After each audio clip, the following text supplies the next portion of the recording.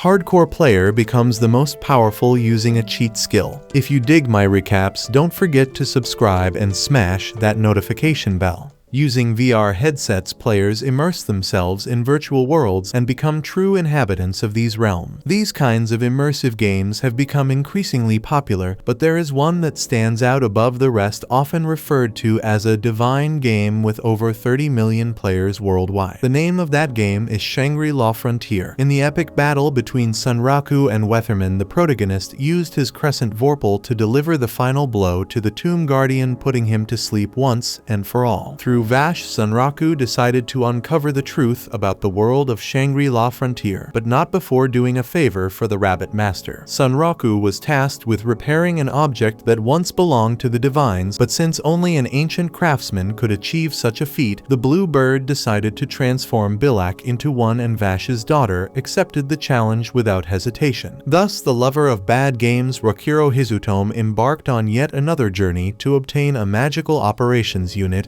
and turn Bilak into an ancient craftsman. Upon arriving at the desired location, Sunraku revealed the blacksmith beneath her disguise. Unfortunately for the poor rabbit, she had to travel the entire way alongside Aramis the Wild Wind. Fortunately, with no one else around, Sunraku could drop his disguise and get more comfortable, and Emil returned to his original form to his own delight. In the ruins of past glories, the protagonist interpreted the strange architecture as resembling the bones of a living being, but from what he had gathered, it was actually a human creation from the divine era. Aside from this little piece of knowledge, Sunraku wondered why anyone would build such a gigantic structure and why this civilization's culture had vanished. Perhaps they were fighting for something, or it could be related to what Setsuna had said, that the protagonist should seek Bahamut. Speaking of which, Sunraku considered that meeting that professor from the clan of scholars had changed his understanding of this world. Like Vash, that old man with the avatar of a young girl had offered to reveal the truth about the world by his side, sharing the information they had acquired to bring to light the mysteries of Shangri-La Frontier. Despite how bizarre that professor might be, he was right about one thing: the scene markers in Shangri-La Frontier were incredibly specific and difficult to uncover. Without a deep understanding of this world, it's almost impossible to find them all. This knowledge, by the way, would be crucial in fulfilling the conditions for the appearance of Lycaon the Night Striker, one of the 7 most powerful in Shangri-La. With that in mind, Sunraku accepted the professor's offer of friendship and pointed him toward a woman to tell the story of Weatherman. This woman was Pencilgan, known to the professor as the Giant Slayer. While the professor was speaking with Schwarz, Wolf contacting Pencilgan might prove useful. Later on, Sunraku was thrilled to learn that the professor backed down upon hearing Pencilgan's name. He thanked the woman for sacrificing herself for his gaming experience. Now he couldn't wait to play around with the items in his inventory as soon as possible. On that note, Bilak mentioned they had almost been discovered by the professor, something Sunraku disagreed with, though he imagined that the old man disguised as a young girl knew he was hiding something. After all, he wasn't a fool, especially considering his expertise in studying the game. It's likely he was simply too polite to press Sunraku during their first encounter. Regardless, they had arrived at the area they were meant to be in,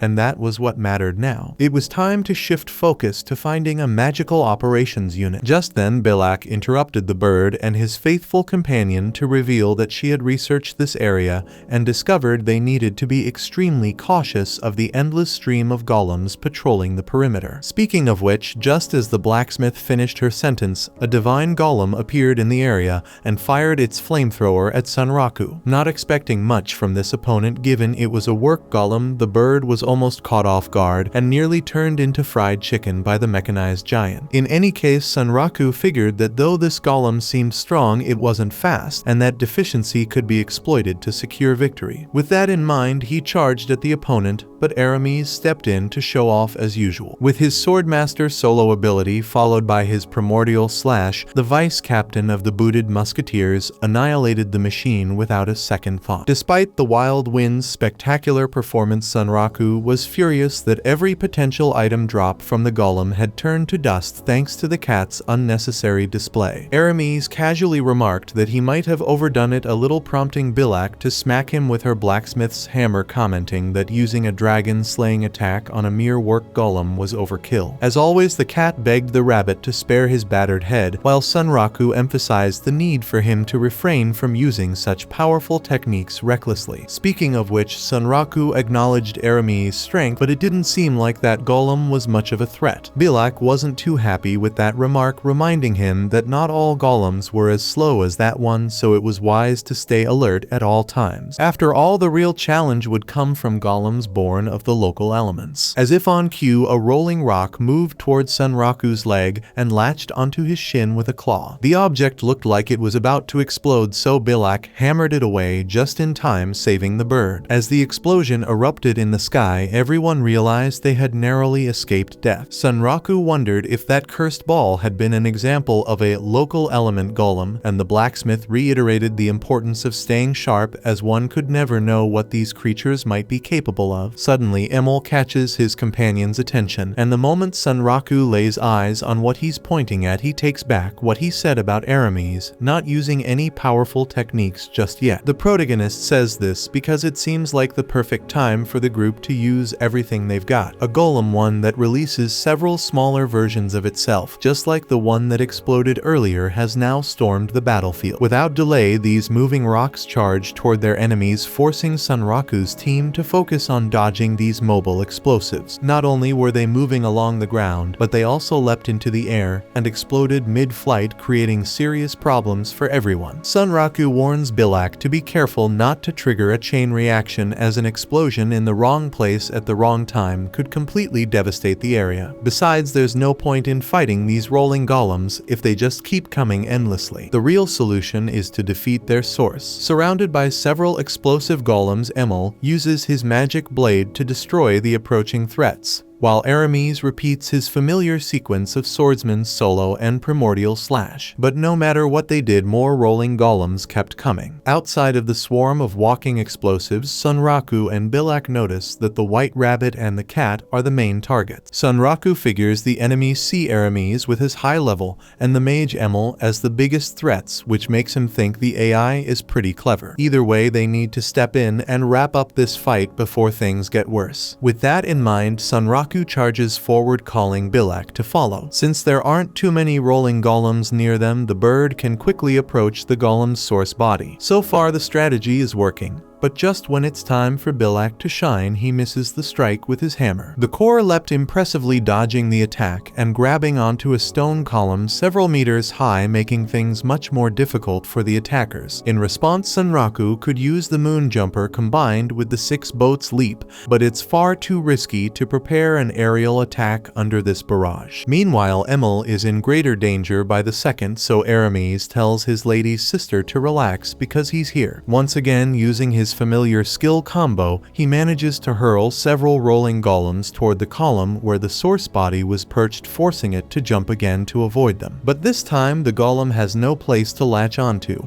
and is about to crash to the ground within seconds. Bilak thinks this could be the perfect time to try that, so Sunraku draws the Flame General's decapitator sword to see what this golem is really made of. As soon as the source body comes into range, the bird uses brilliant piercing to crack open the creature's shell and expose its core. With that done, Bilak follows up with his hammer, executing the material destruction move. The powerful strike sends the golem flying like a baseball, and immediately afterward a massive explosion lights up the sky, forcing everyone to run for their lives. The blast creates a cloud of dust that covers nearly the entire area, knocking the group to the ground. Thankfully, they're all okay. Sunraku gets up after the battle is settled and picks up an item that dropped from the sky courtesy of the source body. It's the explosive earth idol, which according to the bird looks like a silly-faced egg but is actually more like a bomb. Naturally, he figures the best move is to stash it in the inventory and continue their search for the magical operations unit. As they continue their journey, the team faces new obstacles along the way, overcoming them with relative ease. After defeating a metallic porcupine, Sunraku gets an item called the idol that rejects the sword. It draws certain monsters' attention,